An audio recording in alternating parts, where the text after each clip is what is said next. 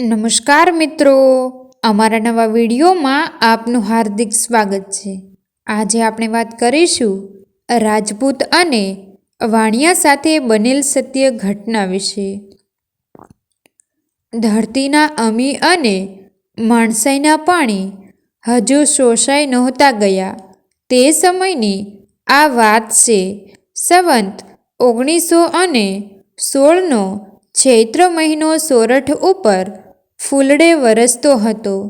ભાવનગર પંથકના ગોહિલવાડની રસાળી ભોમ આકરા તાપના દિવસોમાં પણ ઉનાળુ જુવાર અને રજકાની લીલી ઓઢણીમાં શીળપની લહેર માણતી હતી।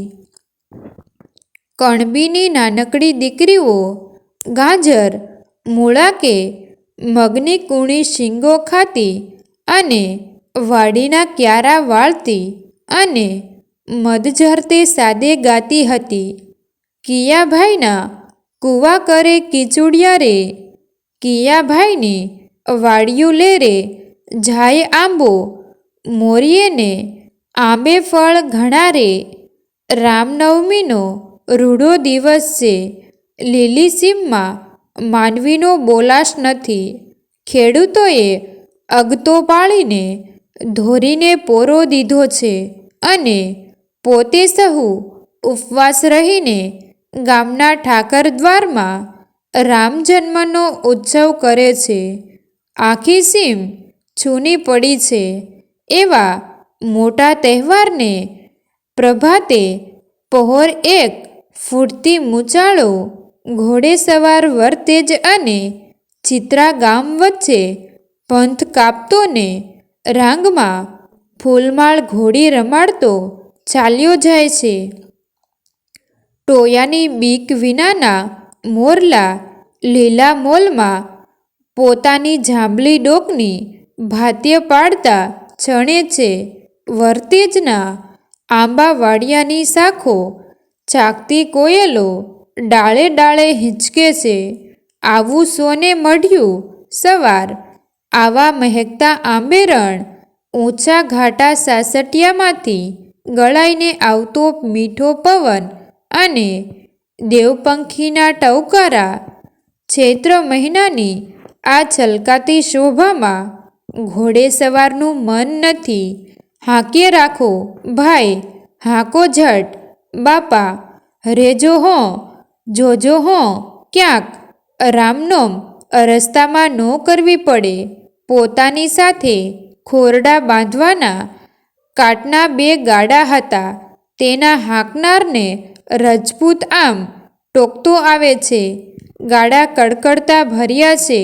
એક ગાડું મૂળું પરમાર નામનો રજપૂત હાંકે છે અને બીજે ગાડે જગો મકવાણો નામનો કોળી બેઠો છે। વરતેજ અને ચિત્રા વચ્ચેના કાળિયા અંબાની નજીક આવે છે ત્યાં રજપૂતે જોયું કે 25-30 ઉતારું ભરીને બીજા 3-4 ગાડા ચાલ્યા જાય છે। સ્ત્રી પુરુષોનો આવડો મોટો સંઘ જાતો જોઈને અસવારે ઘોડીની લગામ જરા ઢીલી મૂકીને ચાલ્ય વધારી। પલકવારમાં તો આંબી પણ ગયો। આગેથી એણે સંઘને ઓળખ્યો।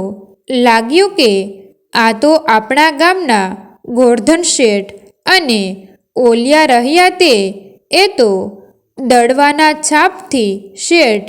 ત્યાં તો સંઘમાંથી પણ સામો અવાજ આવ્યો, ઓહો હો, આ તો આપણા રવાભાઈ, આ તો બાપુ, આવો, તમે ક્યાંથી?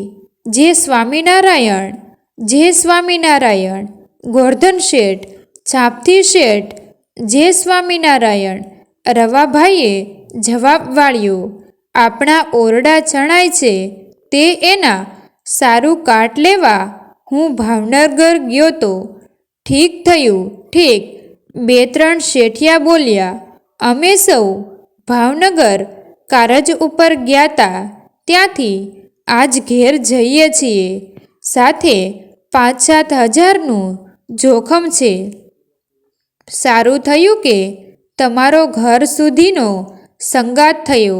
હા, ભલે. જો એમ જ હોય તો આપણે સૌ સાથે ચાલીશું, પરંતુ મારે હોશિયારી રાખવી પડશે. એમ કહી રવાભાઈએ પોતાના કાટના ગાડા આગળ કર્યા, વચમાં વાણિયાના ગાડા રાખ્યા અને પોતે ઘોડે સવાર થઈ પાછળ ચાલ્યા.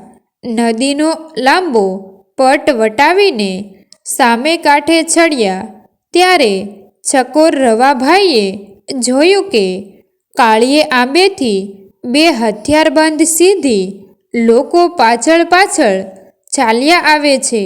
એને જોઈને રવાભાઈએ પૂછ્યું, કા ભાઈઓ, તમે ક્યાં જાઓ છો? સિંધીઓ બોલ્યા, આ સરહદનો અમારો જુમ્બો છે. કોઈ વટેમાર્ગુ સાથે જરજોખમ હોય તો અમારે તેમની રક્ષા માટે સાથે ચાલવું એવો દરબારી હુકમ છે. આવો જવાબ મળ્યા છતાં રવાભાઈને શંકા તો રહી ગઈ. એણે કહ્યું, તેમ હોય તો ભલે, પણ અમને તમારી જરૂર નથી, કારણ હું રજપૂત ગરાસિયો છું અને સાથે છું, માટે તમે તમારે ખુશીથી પાછા વળો. પણ વાણિયા બોલ્યા, એક કરતાં બે ભલા, માટે રવાભાઈ બાપુ ભલે ને ઈએ સાથે આવે.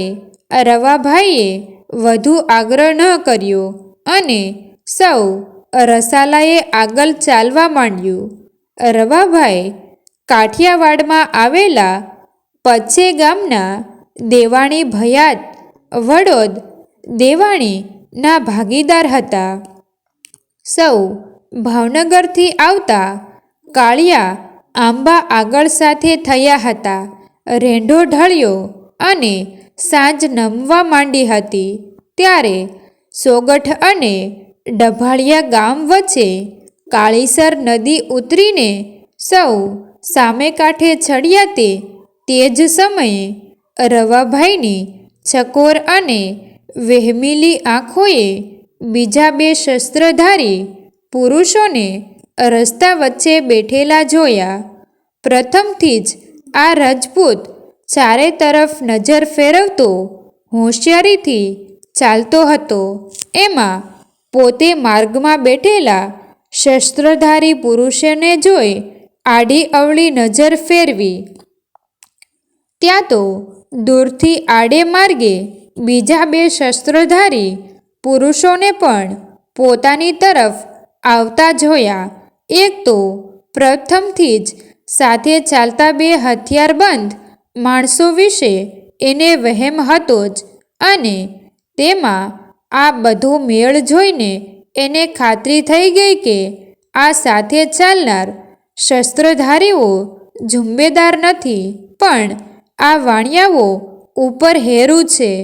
ધીંગાણું કરવાનો વખત આવી પહોંચ્યો છે એમ ધારીને પોતાની ભેટ કસી, તરવારની કોટી છોડી હોશિયાર થઈ શું થાય છે તે જોતા રવાભાઈ ચૂપચાપ આગળ ચાલ્યા. આડે માર્ગેથી આવતા બે હથિયારધારીઓ આગળ બેઠેલા બે આદમી સાથે ભળી ગયા અને ચારે જણાએ જેવા ગાડા ઢોકળા આવ્યા તેવા જ રસ્તા વચ્ચે ઊભા રહી પડકારો કરીને ગાડા ઊભા રખાવ્યા અને કહ્યું, અમને આમાં અફીણ હોવાનો શક છે, માટે આ ગાડાઓની ઝડપી લેવા દ્યો. ગાડા અટક્યા એટલે રવાભાઈ ચેતી ગયા. પોતે ઘોડી ઉપરથી ઉતરી પોતાના બંને ગાડાવાળાને સાથે લઈને આગળ આવ્યા અને ઝડતીને બહારને ગાડા અટકાવ્યાનું જાણી આગળ ઊભેલા શસ્ત્રધારીઓને નરમાશથી કહ્યું, ભાઈઓ, આગળના ગામે દરબારી પટેલની રૂબરૂ તમે ખુશીથી તપાસ કરજો, પરંતુ આમ વગડામાં અંતરિયાળ ઝડતી ન હોય, માટે કોરે ખસો અને ગાડા હાલવા દ્યો. આટલું કહેતા ઝુંબેદાર તરીકે સાથે ચાલતા બે માણસો માયલો એક બોલ્યો, દરબાર, તમારા કાટના ગાડાની ઝડતી નથી લેવી, માટે તમે તમારા ગાડા હાંકીને હાલતા થાઓ અને આ બીજા ગાડાઓની ઝડતી તો લેવી જ પડશે. રવાભાઈ આ પ્રંચમ પામી ગયા. સાથે ચાલતા બંને આદમી જુમ્મેદાર નહીં, પરંતુ આ લૂંટારૂ ટોળીમાંના જ માણસો છે એમ ખાતરી થઈ ચૂકી. પોતે બોલ્યા, ભાઈઓ, આ બધાય ગાડા મારા છે. કાટના ગાડા કાંઈ નોખા નથી. તમારી મતલબ હું જાણી ચૂક્યો છું, પણ ભાવનગરની જમણી ભુજાભા દેવાજી નામ તમે જાણો છો ને? તેનો હું વારસદાર છું. મારા દેહમાં પ્રાણ હશે ત્યાં સુધી તમારી ઈચ્છા પૂરી નહીં જ પડે. મારા કુળની ખાનદાની અને શૂરવીરતાની શાખ ઉપર આ સૌએ મારો સાથ કર્યો છે, એટલે મારે તો અહીં ખપી ગયે જ છૂટકો છે.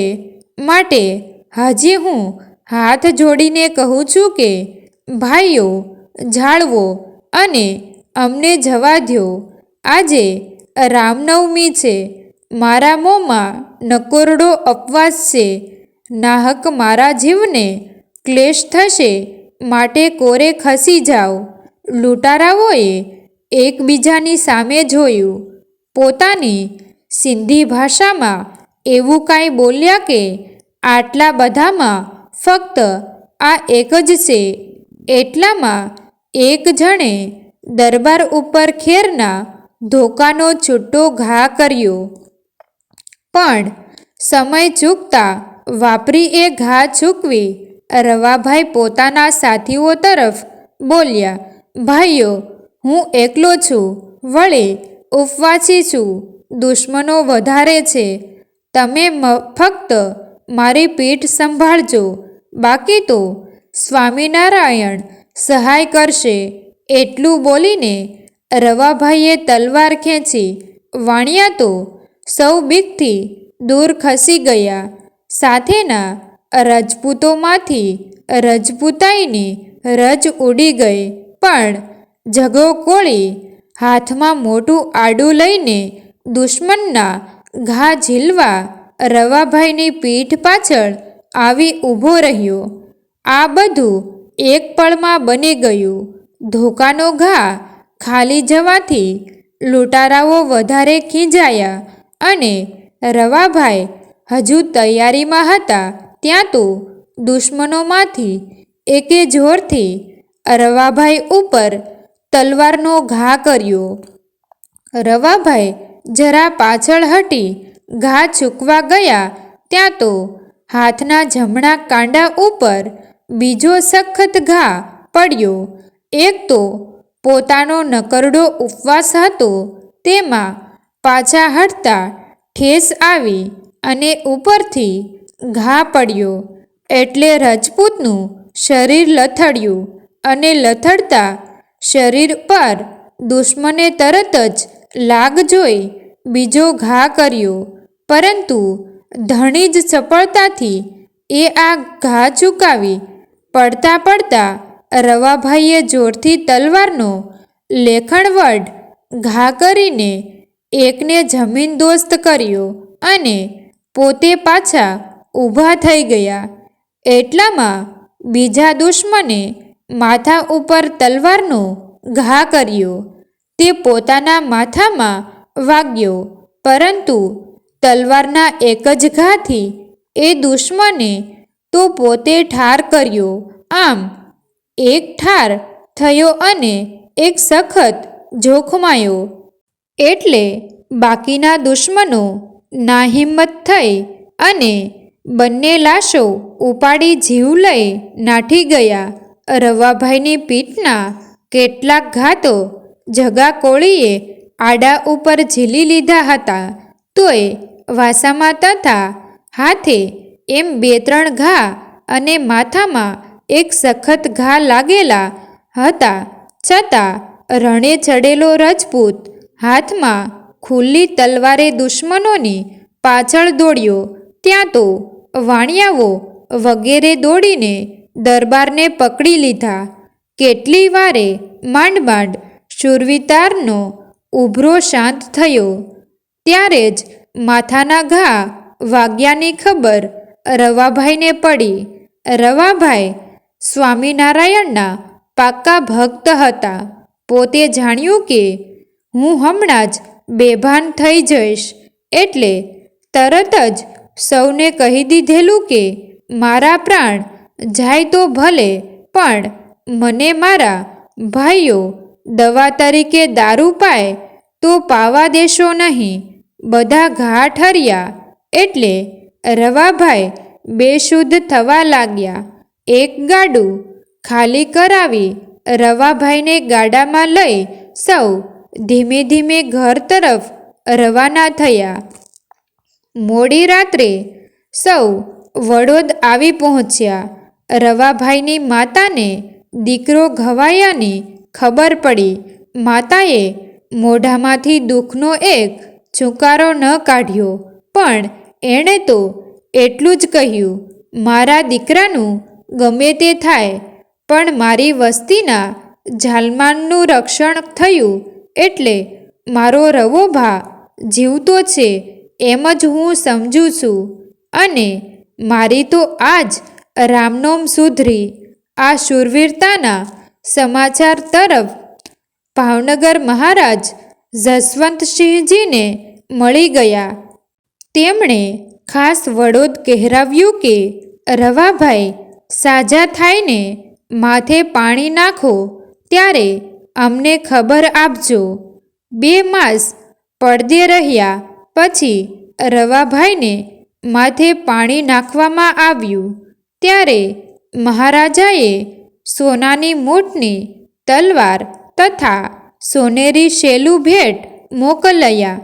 ભારે શાબાશી આપી શૂરવીરતાની કદર કરી. આ વર્ષ પછી કેટલેક વર્ષે ભાલ પ્રદેશના એક ગામમાં ચોરે દાયરો મળ્યો હતો. નવાબમાં જમાદાર નામનો એક વૃદ્ધ સિંધી ત્યાં મહેમાન તરીકે આવેલો. જમાદાર દાયરાઓમાં બેસવાવાળા એટલે અફીણના બંધાણી હતા. ચોરે કસુંબો નીકળ્યો. જમાદારે કસુંબો લેતા પહેલા ચાંટા નાખી રંગ છે રવાભાઈ રજપૂતને એમ રંગ આપી કસુંબો લીધો. સૌએ પૂછ્યું, રવાભાઈ કોણ? જમાદારે ઉપરના ધીંગાણાની વાત કરી. ભાવનગર રાજના ભાલ પંથકનો હું જમાદાર હતો. રાજ્યનું ભરણું ભરવા ભાવનગર ગયો હતો. ત્યાં કેટલાક વાણિયાઓ 5-7 હજારના જોખમ સાથે નીકળવાની બાતામી મળવાથી મારી બુદ્ધિ બગડી. અમે 6 જણાની ટોળીઓએ તેમનું હેરું લીધું.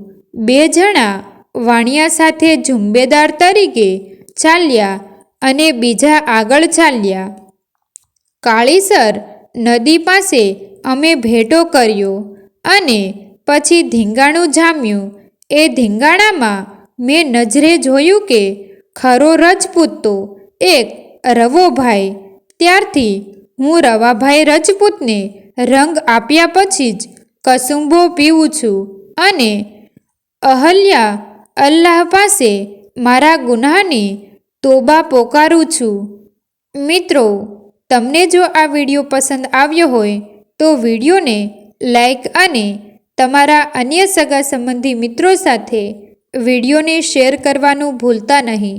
અને આવા જ નવા જીવન ઉપયોગી, જીવનમાં કંઈક નવું કરવાની પ્રેરણા મળે, કંઈક નવું જાણવા મળે તેવા વિડીયો જોવા માટે અમારી યુટ્યુબ ચેનલ સાથે બન્યા રહો. થેન્ક યુ મિત્રો. મળીએ છીએ એક નવા વિડીયો સાથે. આભાર.